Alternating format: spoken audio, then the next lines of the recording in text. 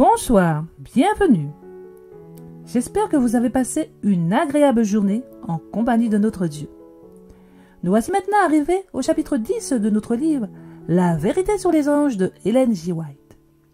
Les anges de l'époque des juges au début du royaume.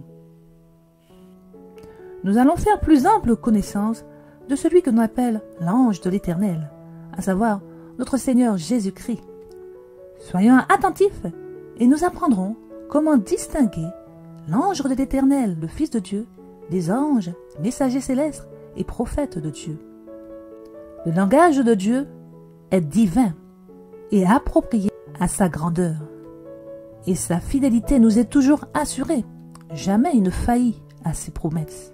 Et il l'a prouvé maintes et maintes de fois à son peuple durant l'époque des justes. Sans plus tarder, commençons. Les anges de l'époque des juges au début du royaume. Le Christ comme ange du Seigneur. Lorsque Dieu envoyait autrefois ses anges pour exercer son ministère ou communiquer avec des individus, ceux-ci, lorsqu'ils apprenaient que c'était un ange qu'ils avaient vu et avec lequel ils avaient parlé, étaient frappés de crainte et avaient peur de mourir.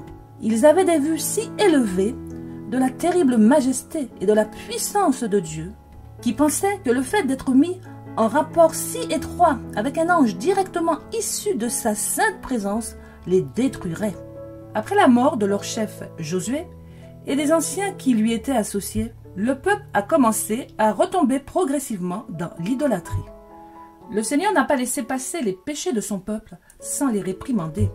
Il avait encore des adorateurs fidèles en Israël et beaucoup d'autres, par habitude et par association précoce, assistaient au culte de Dieu au tabernacle. Une grande compagnie était rassemblée à l'occasion d'une fête religieuse lorsqu'un ange de Dieu, après être apparu d'abord à Gilgal, se révéla à la congrégation à Silo. Cet ange, le même qui était apparu à Josué lors de la prise de Jéricho, n'était autre que le Fils de Dieu. Il leur montra qu'il n'avait pas manqué à ses promesses à leur égard, mais qu'eux-mêmes avaient violé leur alliance solennelle. Et il arriva, lorsque l'ange du Seigneur eut prononcé ces paroles à tous les enfants d'Israël, que le peuple éleva la voix et pleura. Et ils ont sacrifié là au Seigneur. Mais leur repentance ne produisit aucun résultat durable. Gédéon. Gédéon était le fils de Joas de la tribu de Manassé. La division à laquelle appartenait cette famille n'occupait pas une position de premier plan. Mais la maison de Joas se distinguait par son courage et son intégrité. Gédéon a reçu l'appel divin à délivrer son peuple. Il était occupé à battre le blé, alors que Gédéon travaillait dans le secret et le silence et méditait sur la condition d'Israël et se demandait comment briser le joug de l'oppresseur de son peuple. Soudain, l'ange de l'Éternel apparut et s'adressa à lui en ces termes. « L'Éternel est avec toi, vaillant homme. » L'ange avait voilé la gloire divine de sa présence, mais ce n'était autre que le Fils de Dieu. Lorsqu'un prophète ou un ange délivrait un message divin, ses paroles étaient « Le Seigneur dit, je ferai ceci ». Mais il est dit de la personne qui parla avec Gédéon, le Seigneur lui dit « Je serai avec toi ». Désiré de faire un honneur particulier à son illustre visiteur et ayant obtenu l'assurance que l'ange s'attarderait, Gédéon se hâta d'aller à sa tente et de ses maigres provisions, il prépara un chevreau et des gâteaux sans levain qu'il apporta pour les présenter devant lui. Comme le gâteau était présenté, l'ange dit « Prends la chair et les gâteaux sans levain, pose-le sur ce rocher et verse le bouillon. » Gédéon fit ainsi, et alors le Seigneur lui donna le signe qu'il désirait.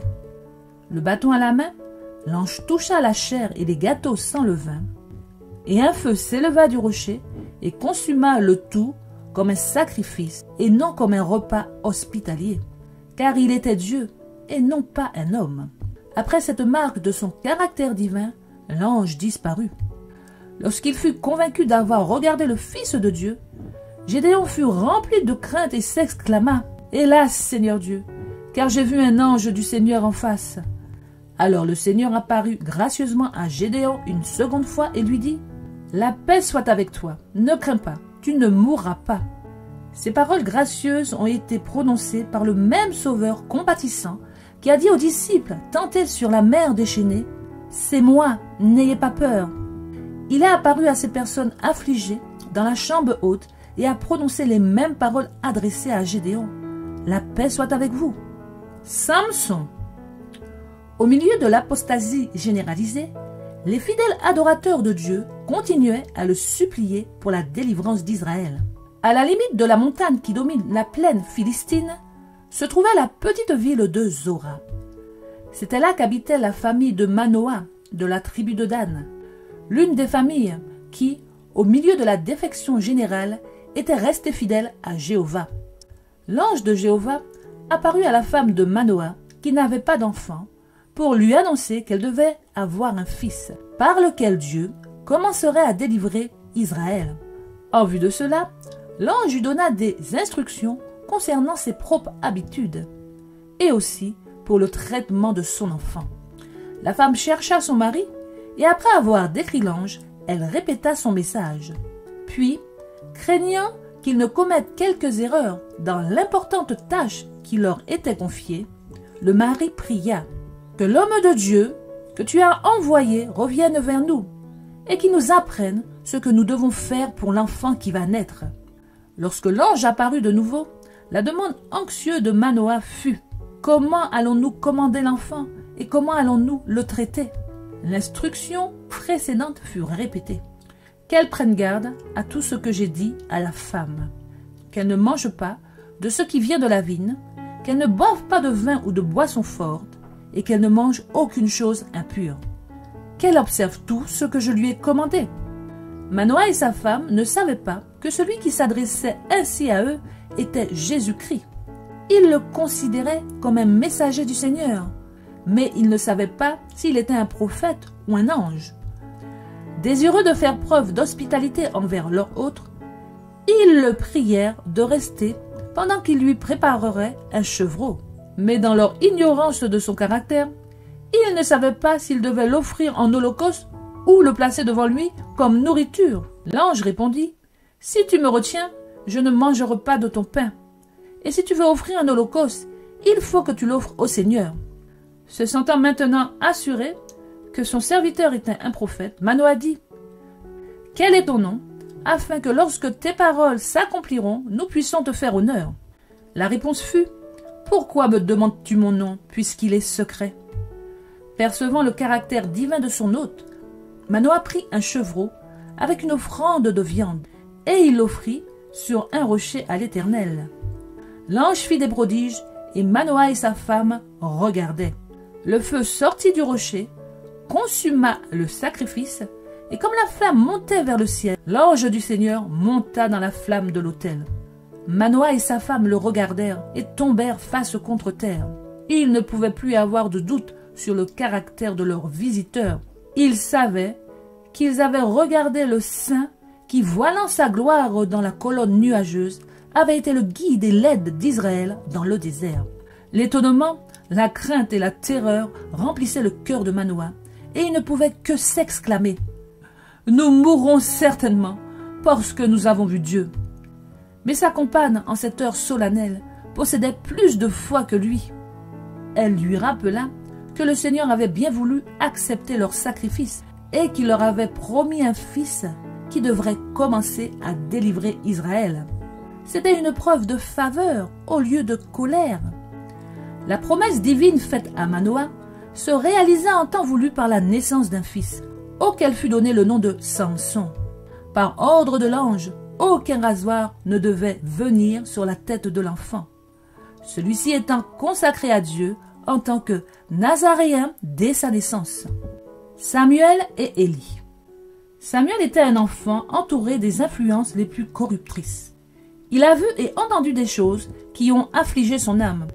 Les fils d'Élie, qui exerçaient une fonction sacrée, étaient contrôlés par Satan.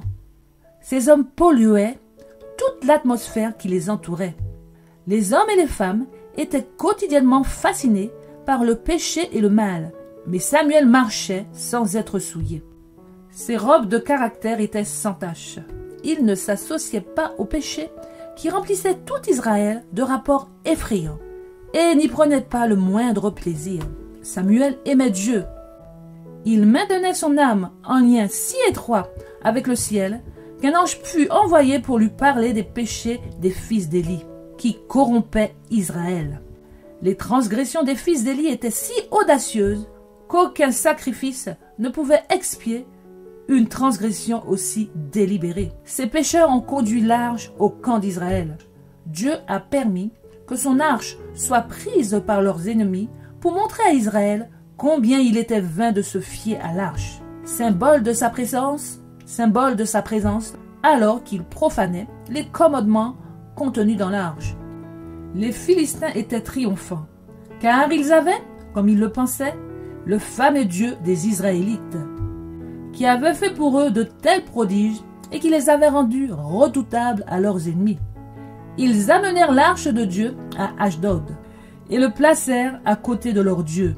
Au matin, les prêtres de ces dieux entrèrent dans le temple et ils furent terrifiés de trouver Dagon tombé sur sa face contre terre devant l'arche du Seigneur.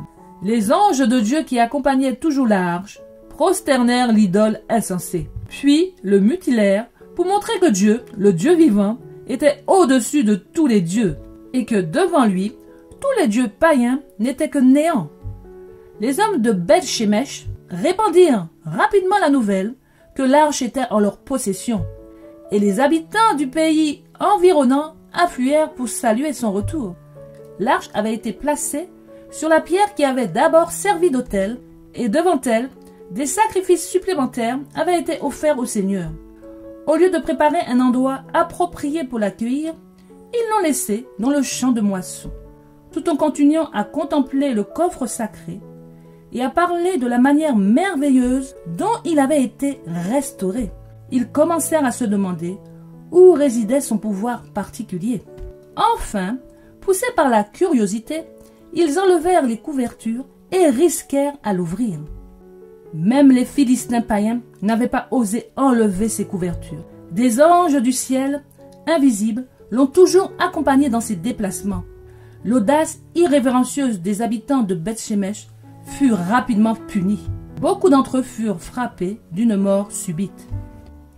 Amen. Ainsi s'achève la première partie de notre récit. Je n'ai plus qu'à vous souhaiter une excellente nuit sous l'égide de notre Dieu. Pensez à prier et à réclamer vos anges. N'oubliez pas de liker, de vous abonner. À très bientôt si Dieu veut. Soyez bénis.